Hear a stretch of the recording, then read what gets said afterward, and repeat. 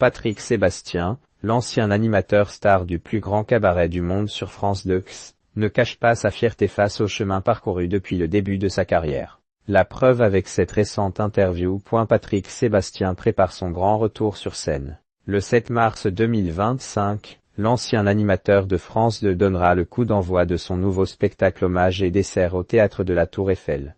Des chansons originales, des imitations, des confidences. Entre rire et tendresse, Patrick Sébastien rend hommage à ceux qui ont enchanté sa mémoire et la vôtre, précise le pitch du spectacle qui sera joué ensuite dans plusieurs villes de France jusqu'en janvier 2026. Patrick Sébastien a cœur ouvert sur sa vie, c'est le spectacle qui me ressemble le plus, confie Patrick Sébastien à Closer. Revenant sur sa carrière, l'interprète des Sardines avoue être fier de deux choses, et en particulier du fait d'avoir pu rencontrer ses idoles tout au long de sa carrière. C'est ce que je voulais quand je suis allé à Paris à 19 ans, ajoute-t-il avant de dévoiler sa deuxième plus grande fierté quand il regarde en arrière.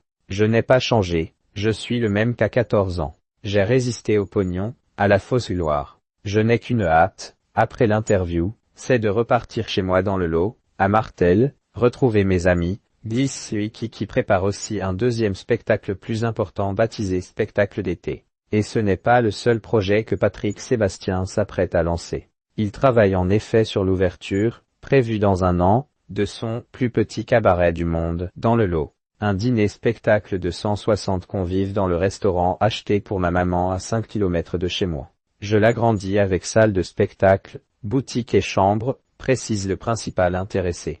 Patrick Sébastien cache sur son succès l'animateur, qui était présent jeudi soir pour la dernière de TPMP touche pas à mon poste sur $8 canadiens, explique qu'il pensait, en arrivant à Paris, faire une petite carrière d'imitateur. Mes émissions ont battu des records d'audience, mes 3 téléfilms ont cartonné, mes livres se vendent bien, mes chansons sont chantées par tout le monde. Chaque matin, je me lève en me disant que je vais faire du bien à quelqu'un, avoue Patrick Sébastien avant de dévoiler sa réaction étonnante lorsqu'il apprend la mort d'un enfant dans les médias.